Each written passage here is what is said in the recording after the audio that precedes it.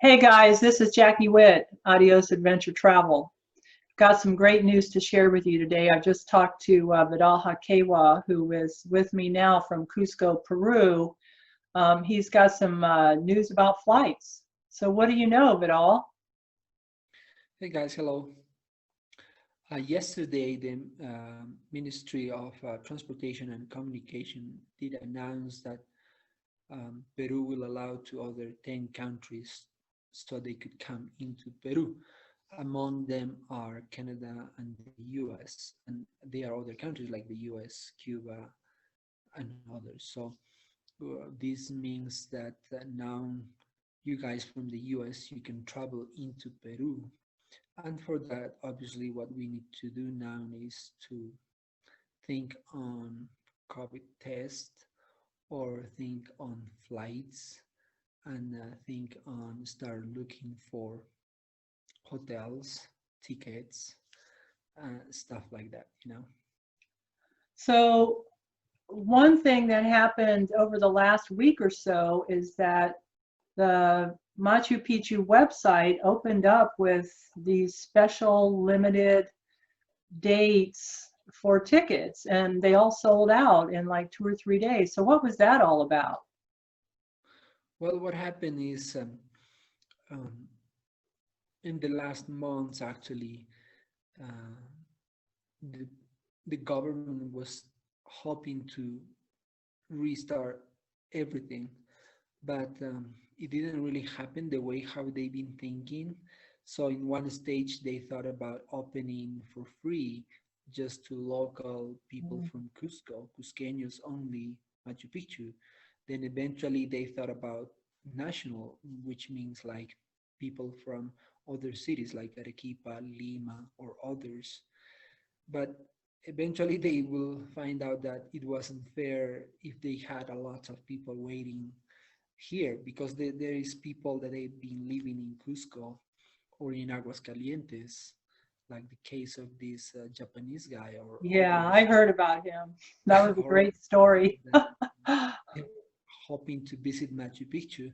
So eventually, in the different sites now, when you go, you could go for free. So the government decide that in those 15 days, the entry is free for anybody.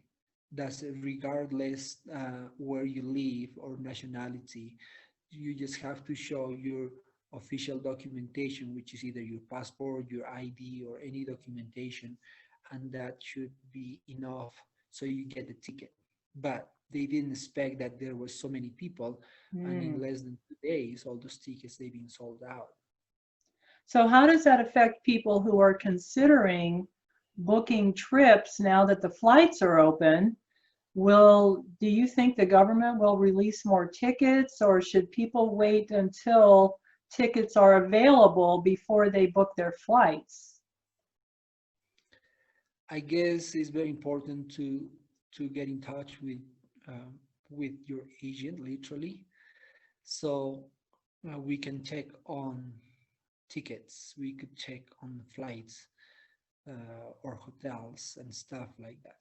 There are different regulations now in Machu Picchu. For example, one guide can take only like 7 people. So the largest group become to be like a number of 8, including your guide, and they have to be different. They are nowadays we have to use a mask, and we have to use, if we are using like a public transportation, we have to use like a shield to cover your face, stuff like that. And for sure for the trains they will ask that, which in some other places we are not used to. Like if you are in your own car or in a tourism car, you don't have to use a shield, for example, to cover your face, but you have to wear a mask to cover your mouth, for example, for instance. But if you get into a public transportation, they will ask those details. So they have obviously all these uh, notifications where they ask you to wash your hands, make sure to use alcohol to sanitize, cover your mouth and nose, and use a face shield and all that stuff. So So they are, wasn't Peru recently recognized as a safe travel country by the WTTC? I think that's the World Travel and Trade um, Corporation.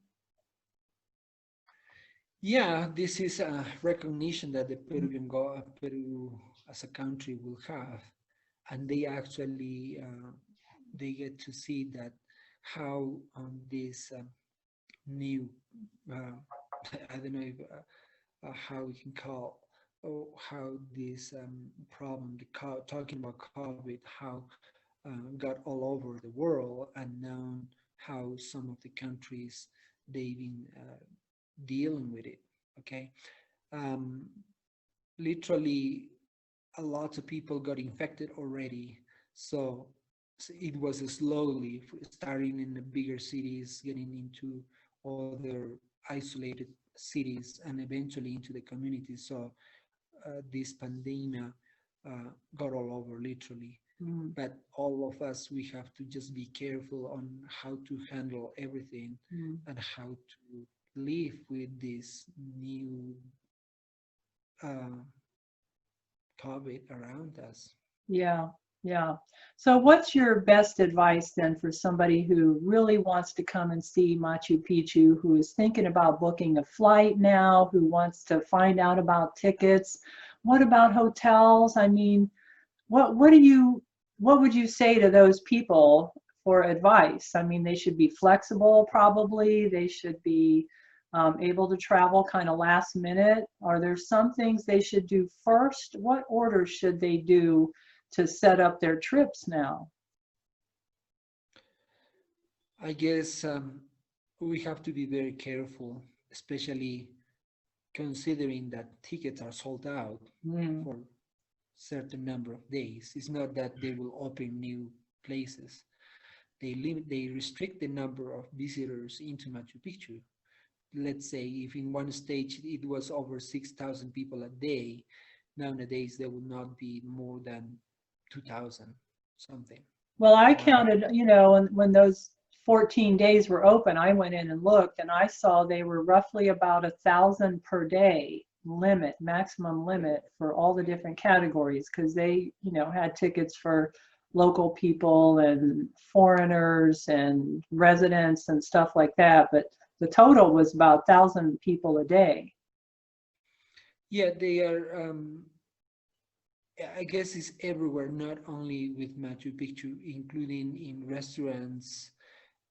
If let's say a restaurant, it used to have a place for 60 people. Nowadays, this place can hold only um, 30. So Yeah, like half of their capacity. So Cusco, it used to have a lot of tourists in a yeah, different way. And now the capacity is short down. So I guess first we have to be aware of tickets where you're looking for to go. Then we have to look for hotels. yeah, And then we have to look for flights because I guess all those different companies they've been struggling and they are trying to sell as many tickets as is possible. And plus, we're having that there is a good number of people nowadays that they are kind of afraid of leaving their houses or their home countries and going into new places. So I guess we just gotta be very cautious and not just take take a flight ticket and go and show it up in Cusco. That will yeah. not be the case. Okay, so I'll start writing about this news and put it in our blog because I'm getting people asking me questions. And just to let everybody know, I'm in touch with Vidal almost every day. Just ask him. And he's got information, and we're always, pursuing news on the internet and other places. He's been to some of these archaeological sites that just recently opened up But all tell us about like Sacsayhuaman and Tambo Machai, the outskirts of Cusco. What's happening there? Well, now, kind of in Machu Picchu, they restricted the number of people there. So they have one-way circuits. This is new because before you could enter, but they are like a three access, main access into the archaeological site. So you could take any of the sites. So now they send you into one of those entries only, and then you do like one-way circuits. So it's just one way that you have to follow. And if you're taking a little longer, taking photos or trying to make a video, they ask you to please keep moving because the next group is close by or something Mm. like that. You cannot really go back. And this is what they've been doing in Machu Picchu, for example, in the last years. Kind of the same idea is arriving into those small sites as well. So you have like most of those sites, including Ollantaytambo, are having like one way pathways that you have to follow. So for instance, you are in Ollantaytambo and you cannot really climb all those stairs. There is a lower path where you can walk easily. But once again, they ask you to move a little quicker, let's say that way. So what about the museums, the indoor spaces? I mean, I know that the outdoor spaces are, kind of opening up now and people are enjoying them, even with these, one-way circuits and these, spatial um, limitations. What about museums and Coricancha Temple and places that are indoors? Are they planning? Have you heard anything? Are they planning to Well, open? well, it's a little, it's not easy to describe because they just talk also about churches and convents that they will be Mm, open. And among them, Coricancha is one of those convents. mm, Um, how they will deal with it, this is a private organization. The Dominicans, they for sure they will come up with a new regulation about it, and they will let us know.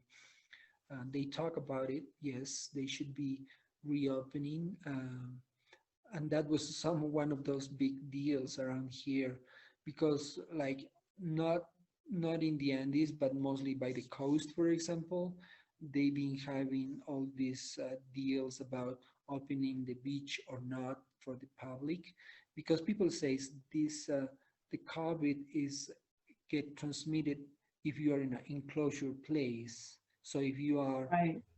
between people in a closed area, that's when you can get it. Yeah. But the best is so you can go outside, and that's, for example, the beach. But they will not allow it.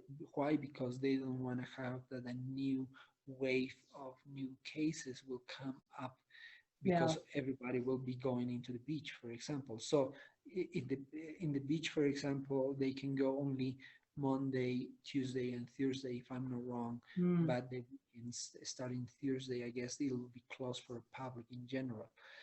That's in the coast, which right. is not the case here. We are allowed to go anywhere in the countryside. So what's the, give us like a quick update about the Inca Trail because a lot of people are hoping to hike it next year, possibly. Well, they just opened on November the 1st the one-day hike, which means you can get a permit with a guide or with a company to But the that's Inca Trail. sold out. Are those sold out? I'm not totally sure if all the places they've been sold out because yesterday I seen that the first day was totally sold out, Mm, but the next days they should be. I mean, even though there is not a cost, but the tickets has been given. And another thing that we've been looking at into this is that there were different costs for locals from Cusco on the Inca or yeah, on the Peru Rail company. There was a cost for people who lives in Cusco. There is a cost for Peruvian and there is a cost for foreigners. But the offices are not open yet. That's something also interesting how we're going to deal with. Because if we buy the ticket for, let's say for Machu Picchu, for instance, for the hike, we cannot really buy the the tickets until November the 1st, for example, for Machu Picchu, for the train tickets, stuff like that. I mean, they are working on it. They don't really have the formula yet, but they are Yeah. trying to reopen into this.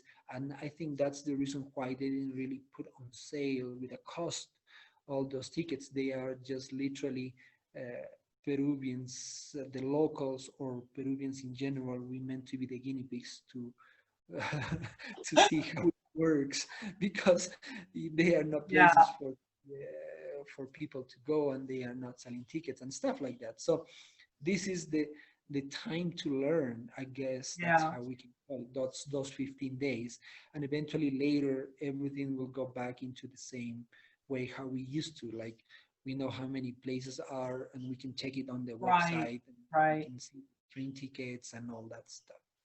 Well, this has been great, but I think we should, once we know more about the Inca Trail, we'll do just a separate video about that, because we could spend, possibly several hours talking about all the many different subtle things going on. But I think for people who are interested in travel, it sounds like they just need to be patient, a little bit flexible, and they need to learn to ask questions, because that's what we're all doing right now, is we're still asking questions. We don't have all the answers, but we're trying to get them the best we can. So thanks Yeah. again, Thanks, Jackie. and We'll keep I'll in talk touch. to you guys soon. Adios. Hasta pronto.